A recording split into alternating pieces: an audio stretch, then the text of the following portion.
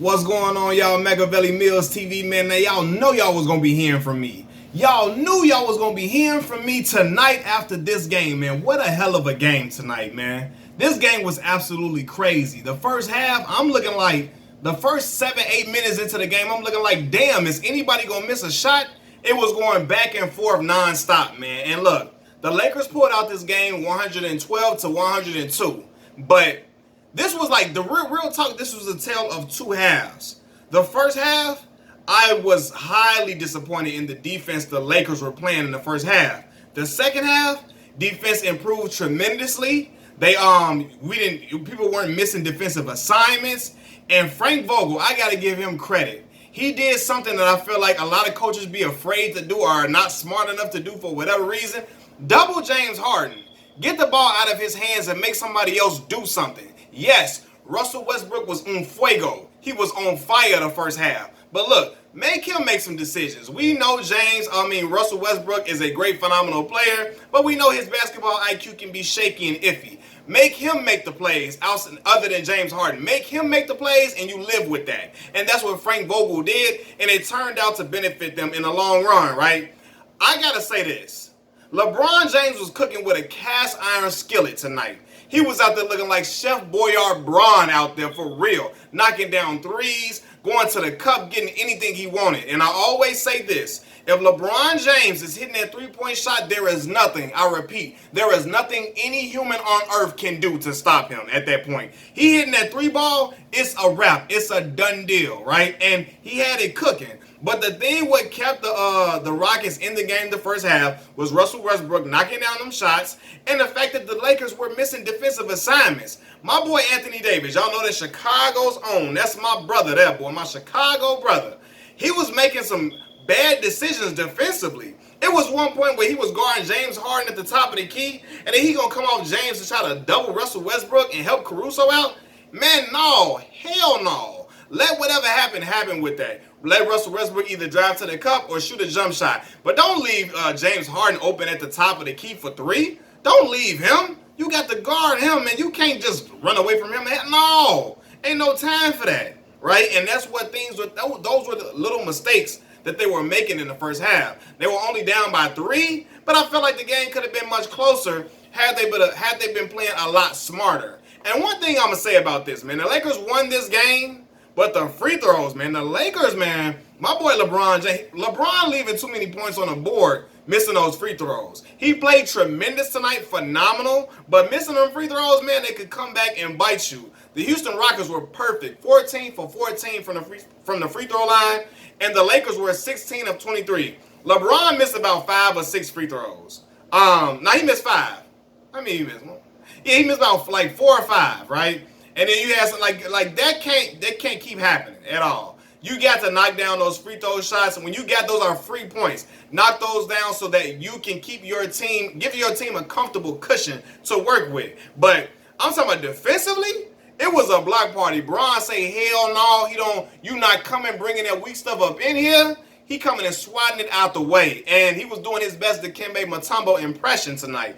And, man, Bron energy, it was just a different type of energy. I like to see him aggressive like this, especially when you got these small little dudes. You got P.J. Tucker or you got Eric Gordon them guarding him. Man, get up out of here. Austin Rivers. Bro, we finna muscle and bully these dudes up out of here. Either they gonna get this foul called on them, or I'm gonna blow past them and get this bucket. Either or. Or if they wanna feel like they're gonna play me, they're gonna let me shoot jump shots, I'm gonna fan it down. And LeBron was knocking them. What, he hit like 3 or 4 threes the first half? He ain't hit none the second half. But the thing is, he applied pressure, hitting those shots, and also keeping the Lakers in the game because Anthony Davis didn't quite have it rolling at that point, right? I want to also acknowledge this, man. Frank Vogel. Like, I feel like it was crucial that he realized he cannot play those bigs. He can't play JaVale McGee and Dwight Howard that much this series. I'd be surprised if you see Dwight Howard hardly at all this series. Because this is one thing that you got to realize. I'm watching the game, and Charles Barkley made a great point. JaVale played 6 or 7 minutes, didn't have no rebounds and no points. He got these little bitty players defending him. P.J. Tucker and them small as hell. Barbecue chicken. And JaVale not exploiting that. And if you got a big on the court and he can't he can't put pressure on the defense, he cannot score, and he can't defend other players, they're going to be useless. So no, we cannot play them. We're gonna have to put Anthony Davis in, put Markieff Morris in, and see what they can do. Make it work like that. But yeah, man, I'm looking like the bigs cannot play this time around. They just gonna have to sit this one out, man. But I also want to acknowledge this because and you know what? It's always been said for a very long time, but playoff Rondo is very, very real. And I'm so excited. I was ecstatic to see him playing so well because the Lakers, now this is my team. Y'all know LeBron, my boy.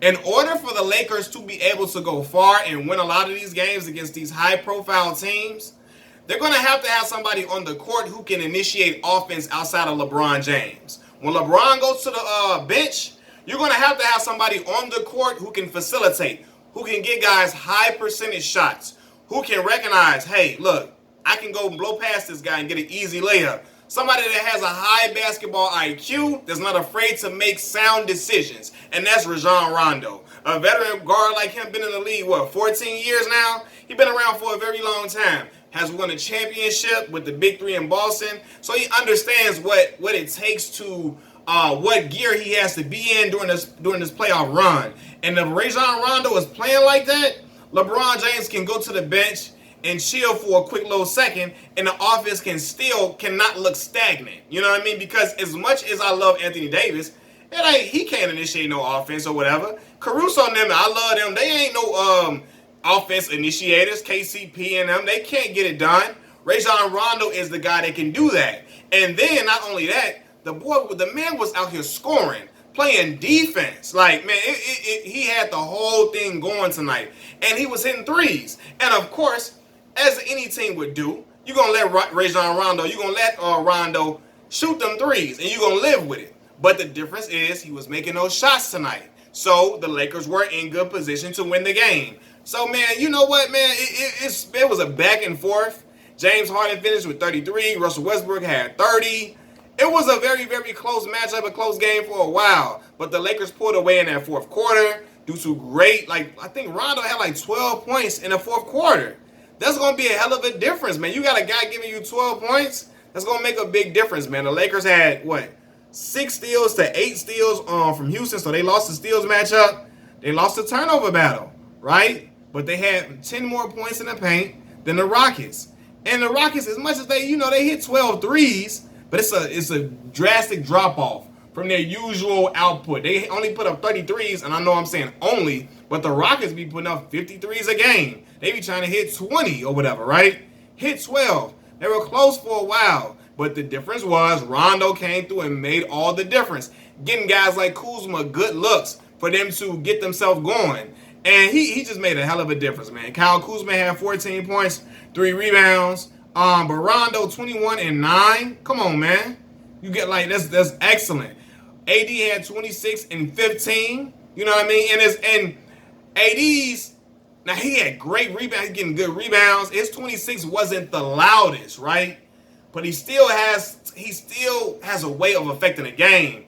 He had great defense at the end of the game, and he was breaking up passes, getting rebounds, disrupting, making guys twist and turn as they try to put up shots, making Russell Westbrook, even though Westbrook got a nice little shot over AD or whatever, and he was woofing back and forth, and I'm looking like, Russ be doing too much damn cussing for me. Like, for real. Like, I understand, look, everybody gonna talk and woof or whatever, but Russ be cussing a whole lot. I'm looking like, hey, he got to relax.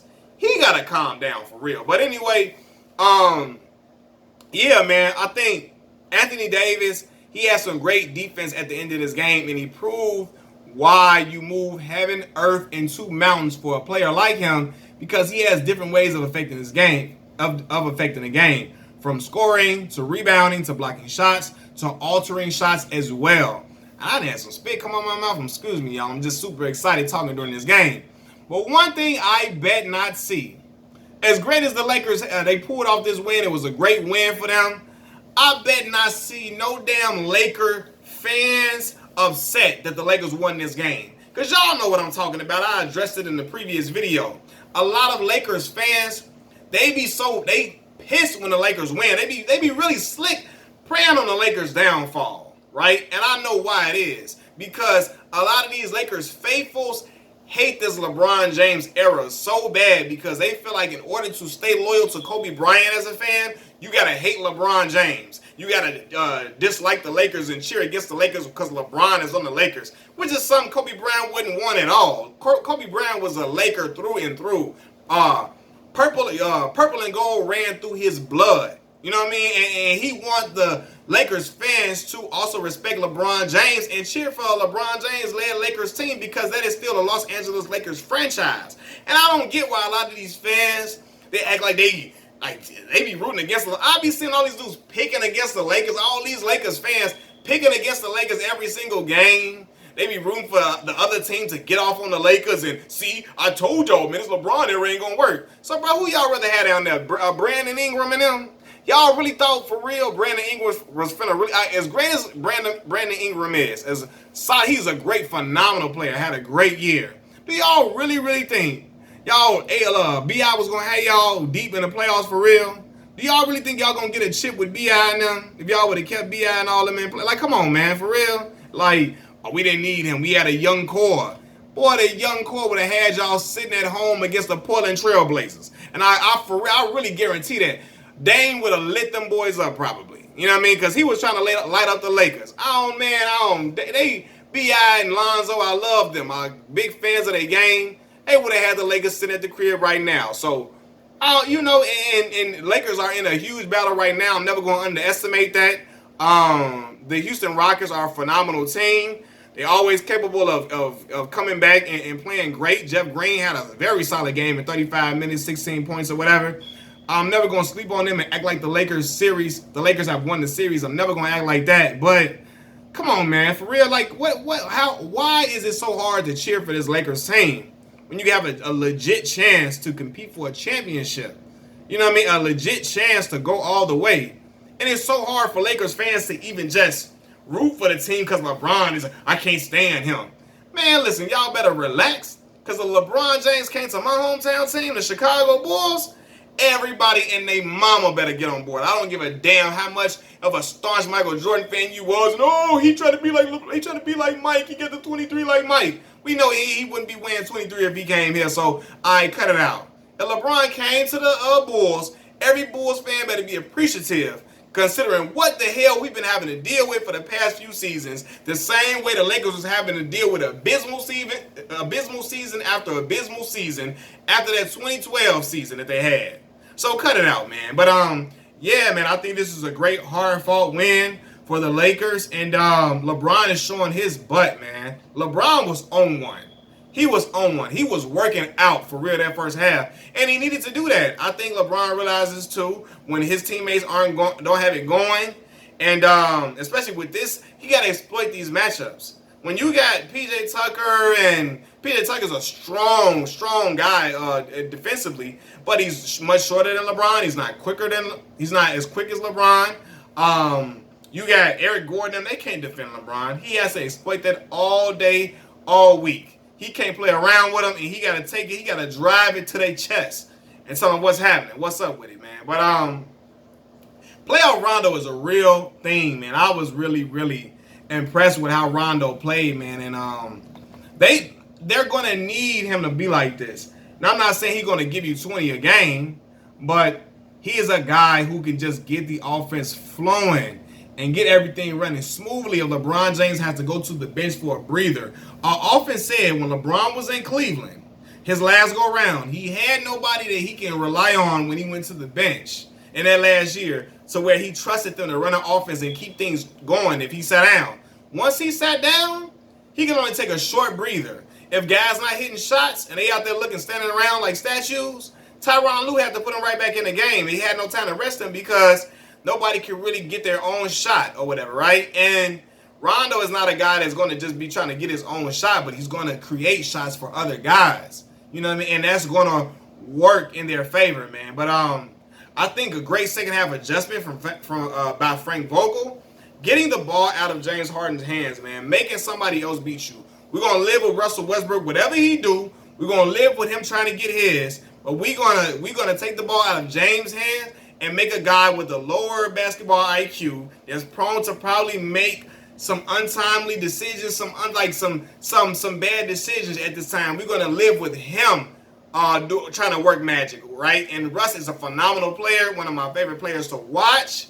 You know, just from how explosive he plays and how much heart and tenacity he plays with. Outside of all that damn cussing he be doing, like, man, I be looking like, bro, he probably like, he be telling dudes, he be looking like he be saying stuff to make you be like, all right, bro, what's up, man? You talking too crazy. But Russ is just a phenomenal talent, man. But I'm gonna live with Russ having a ball and trying to do something with it. And I'm gonna make, hey, he gonna have to beat me sometimes. But the thing was, I didn't know. I was looking like, oh damn, man.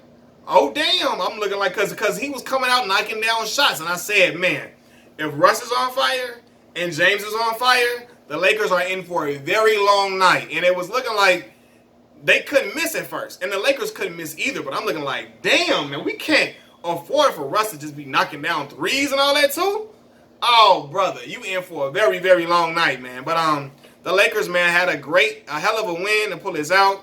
Had me a little scared with AD in the collision. I'm hoping that Robert Covington is okay. He had a very rough collision with AD. Looked like he might be concussed. I don't want to see no players get injured. I want to see everybody healthy and playing, and I want to see great basketball, which is a great basketball game that we saw tonight. But great win by the Lakers, baby. Let's go, LeBron James, LeBron Raymond James Sr., Anthony Davis, my brother from Chicago, and the whole Lake Show. Peace.